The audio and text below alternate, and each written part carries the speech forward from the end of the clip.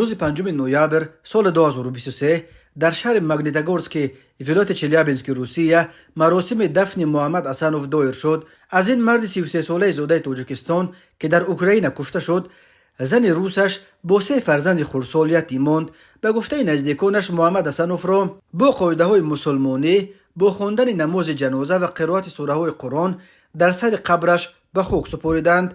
در لفه انوس چوبین در مزار این تاجیک جوانمرگ همچون علامت قبر مسلمان بودن این مزار عکس معتاب کشیده شده است. محمد حسنوف 30 اپریل سال 1990 در منطقه لمنوسوف در کنار شهر قرغنتپه هولو بوختر در جنوب تاجیکستان به دنیا آمده است. محمد حسنوف سال 2007 مگی 17 سال داشت که به ماگنیتogorsk آمد و همانجا ماند. او سال 2010 همچون راننده در صف قوه‌های مسلح روسیه خدمت میکرد. بنا به نوشته لفه سر مزارش، محمد حسنوف هنوز 2 ماه پیش یعنی روز 28 آگوست سال 2023 کشته شده است. به نزدیکان او خبر دادند که در پایان ماه آگوست ماشینی کمازی که محمد رانندگی میکرد هدف حمله هواپیمای بی‌سرنشین قرار گرفته است. در نتیجه حمله محمد حسنوف جراحت‌های سنگین برداشته جان داده است. درباره در کدام منطقه اوکراین رخ دادن این حمله معلوماتی در دست نیست. به نزدیکان محمد حسنوف این را هم نفهموندند که چرا انتقال جسد او برای گور و چوب بیش از 2 ماه طول کشیده است. یکی از نزدیکان محمد حسنوف روز 5 نوامبر